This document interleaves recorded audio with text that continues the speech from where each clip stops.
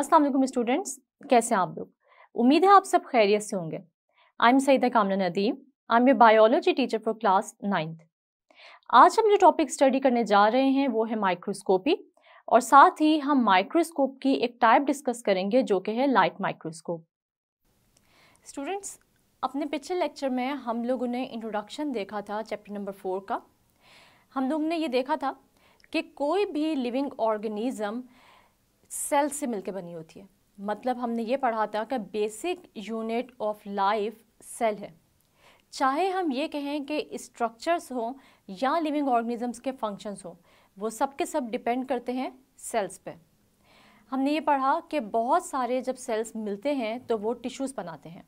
इसके अलावा हम लोगों ने एग्जांपल्स देखी कि चाहे बटरफ्लाई का विंग हो, हमारी आँख हो, या किसी भी एनिमल का कोई बॉडी पार्ट हो, या अगर हम प्लांट की बात करें तो प्लांट भी सेल से ही मिलके बना हुआ है।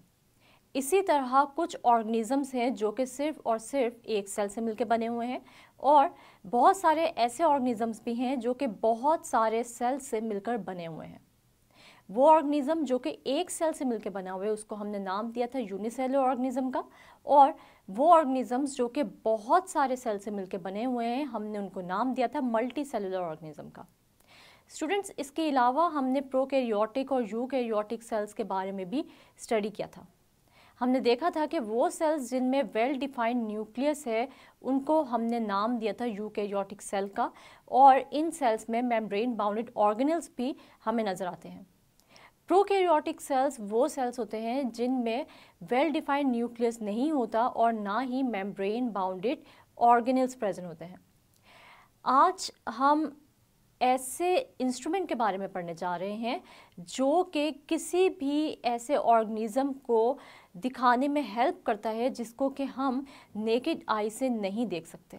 मतलब ऐसे ऑर्गेनिजम्स जो कि हमें अपनी आम आंख से नज़र नहीं आते, और हम ये इंस्ट्रूमेंट यूज़ कर कर ही इस ऑर्गेनिज्म को ऑब्ज़र्व कर सकते हैं या एग्जामिन कर सकते हैं।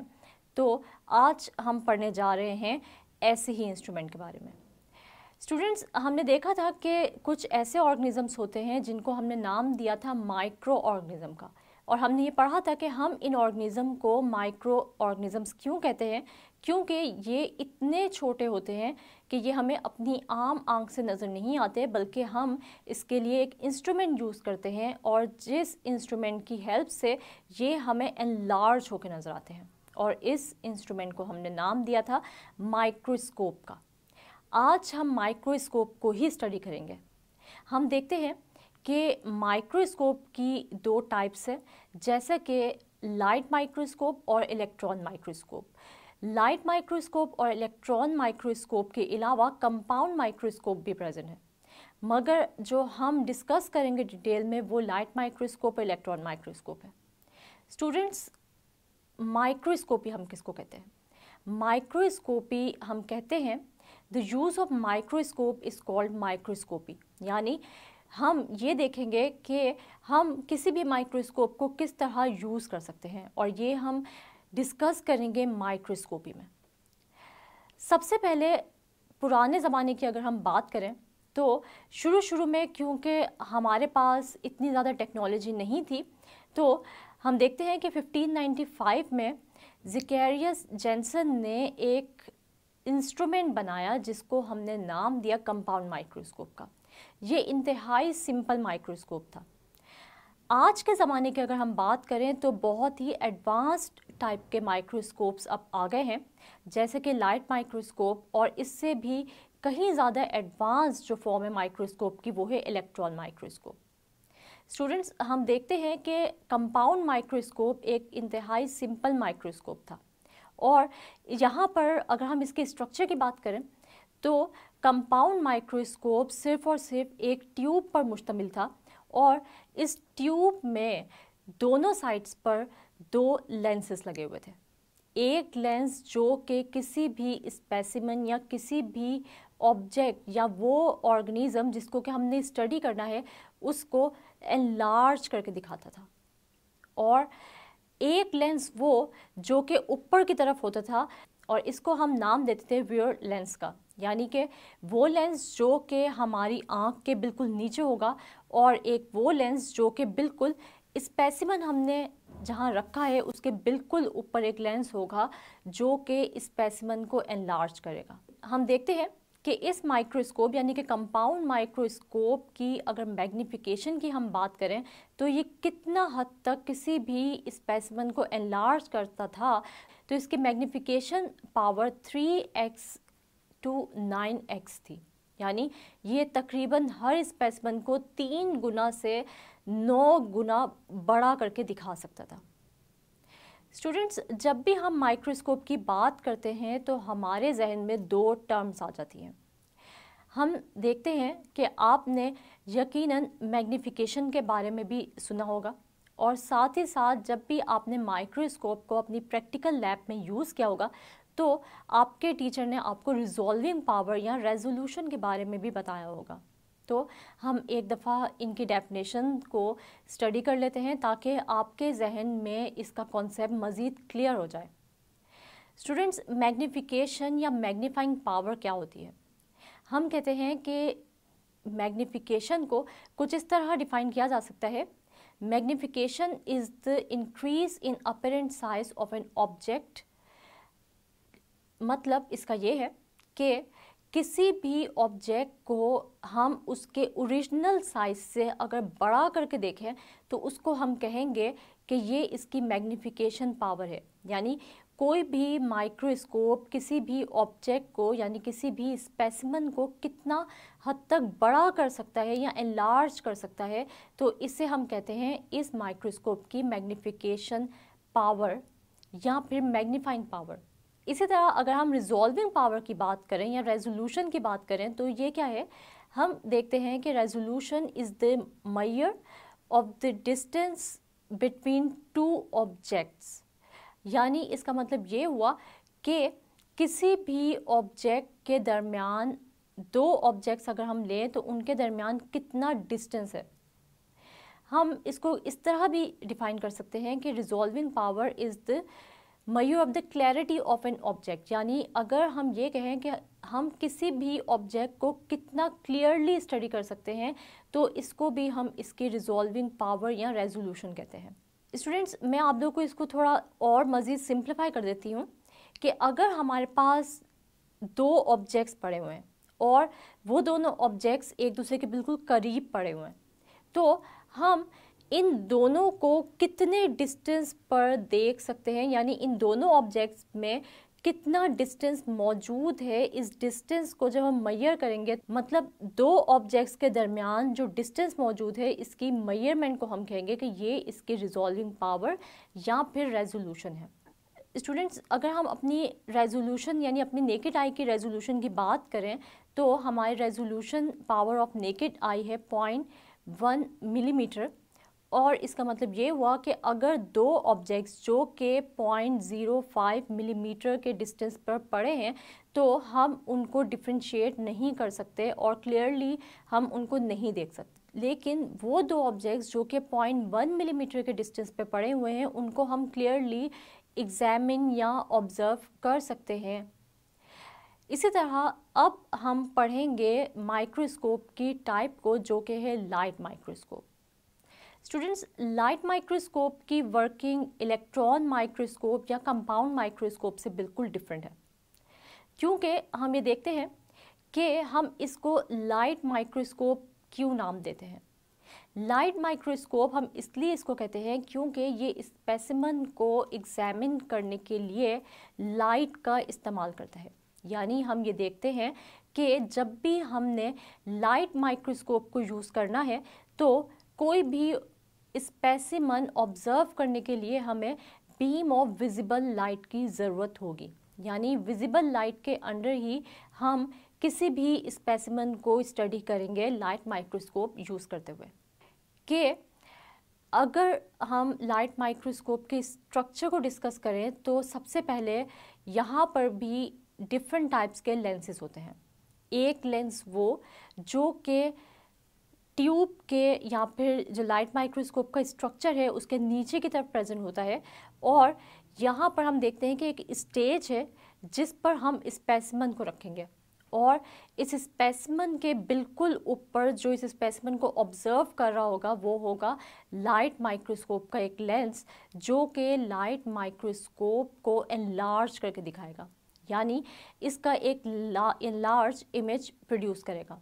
इसके बाद एक लेंस ऊपर की तरफ लगा होगा जिसके ऊपर हम अपनी आई रखेंगे और हम इस लेंस को कहेंगे आई पीस या व्यूअर लेंस, यानी वो लेंस जो के व्यू करने के लिए, यानी जो कि हमारी आंख जिससे स्पेसिमेन को व्यू करेगी उसको हम कहेंगे कि ये व्यूअर लेंस या फिर ये है आई पीस। ये लेंस हमें मज़ीद इस स्पेसिमेन को मैग्नीफाई करके दिखाएगा और इस तरह हम किसी भी स्पेसिमेन को एनलार्ज या मैग्नीफाई करके क्लियरली देख सकते हैं।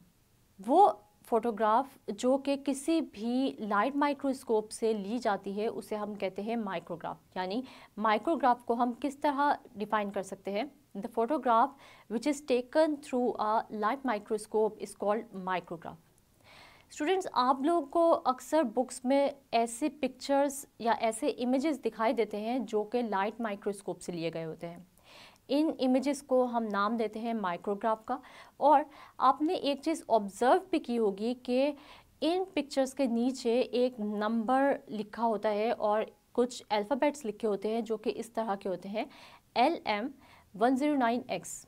अगर ऐसा कोई भी नंबर आपको नज़र आता है तो इसका मतलब ये है कि ये माइक्रोग्राफ यानी ये इमेज आपका लिया गया है लाइट माइक्रोस्कोप से, यानी LM का मतलब है लाइट माइक्रोस्कोप और 109X का मतलब है कि ये इमेज जो मैग्नीफाई हुआ है, यानी कितनी पावर पे ये मैग्नीफाई हुआ है, यानी कितना गुना ये आपको बड़ा नज़र आ रहा है, तो वो है 109X, यानी ये 109 टाइम्स आपको इमेज बड़ा होके, यानी स्पेसिमेन का साइज़ 109 टाइम्स बड़ा होके एनलार्ज होके या मैग्नीफाई होके आपको नज़र आ रहा है।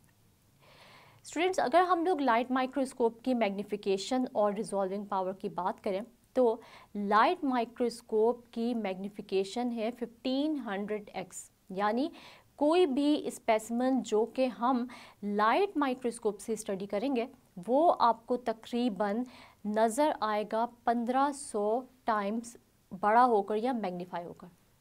इसी तरह अगर हम रेजोल्यूशन की बात करें कि लाइट माइक्रोस्कोप की क्या रेजोल्यूशन है या कितना क्लियरली कोई भी स्पेसिमेन आपको नज़र आ सकता है with the help of light microscope, तो वो हम देखते हैं कि तकरीबन 0.2 माइक्रोमीटर कोई भी स्पेसिमेन आपको क्लियरली नज़र आ सकता है। और 1 माइक्रोमीटर कितने मिलीमीटर की इक्वल होता है? 1 डिवाइडेड बाय 1000 मिलीमीटर। स्टूडेंट्स, कोई भी ऑब्जेक्ट जो कि 0.2 माइक्रोमीटर से भी ज़्यादा छोटा होगा तो इसका मतलब ये हुआ कि वो ऑब्जेक्ट आपको क्लियरली नज़र नहीं आ सकता, यानी वो स्पेसिमेन या वो ऑर्गेनिज़म जो कि आप यहाँ पर यानी लाइट माइक्रोस्कोप के नीचे एग्जामिन करना चाह रहे हैं उसका साइज़ अगर 0.2 माइक्रोमीटर से भी छोटा हुआ तो वो आपको क्लियरली बिल्कुल भी नज़र नहीं आएगा और वो ब्लर आपको नज़र आएगा।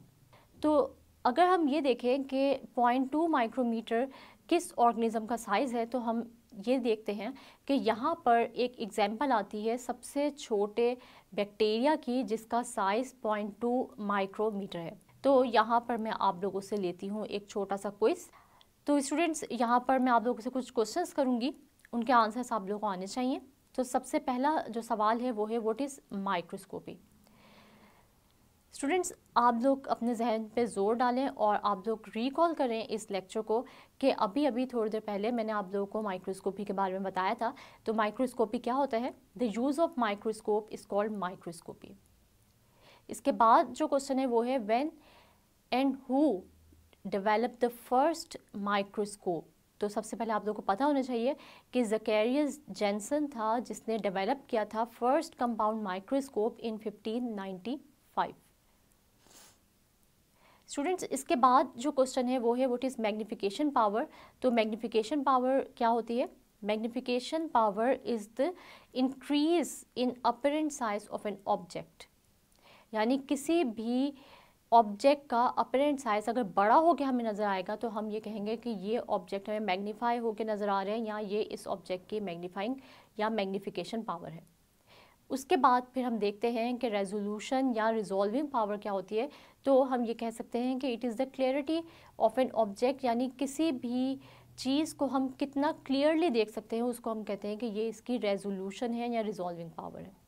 इसके साथ साथ हम एक और जो डेफिनेशन देखते हैं वो क्या है कि resolving power is the measure of the distance between two objects to observe them clearly is called resolving power या रेजोल्यूशन। यानी किसी भी दो ऑब्जेक्ट्स के दरमियान कितना डिस्टेंस मौजूद है, इस डिस्टेंस को जब हम मेजर करते हैं तो हम ये कहते हैं कि ये रेजोल्यूशन या रिजॉल्विंग पावर है। फिर हम देखते हैं कि लाइट माइक्रोस्कोप क्या होता है। तो लाइट माइक्रोस्कोप में हम विजिबल लाइट यूज़ करके किसी भी स्पेसिमेन को ऑब्जर्व करते हैं। इसके अलावा माइक्रोग्राफ क्या है? Photograph that is taken through a microscope is called micrograph. फिर अगर हम ये बात करें कि लाइट माइक्रोस्कोप के मैग्नीफिकेशन या रिजॉल्विंग पावर क्या है, तो हम देखते हैं कि लाइट माइक्रोस्कोप की मैग्नीफिकेशन पावर है 1500x, और अगर हम इसकी रिजॉल्विंग पावर की बात करें तो इसकी रिजॉल्विंग पावर कितनी होती है? 0.2 माइक्रोमीटर। और 1 माइक्रोमीटर कितने मिलीमीटर के इक्वल है?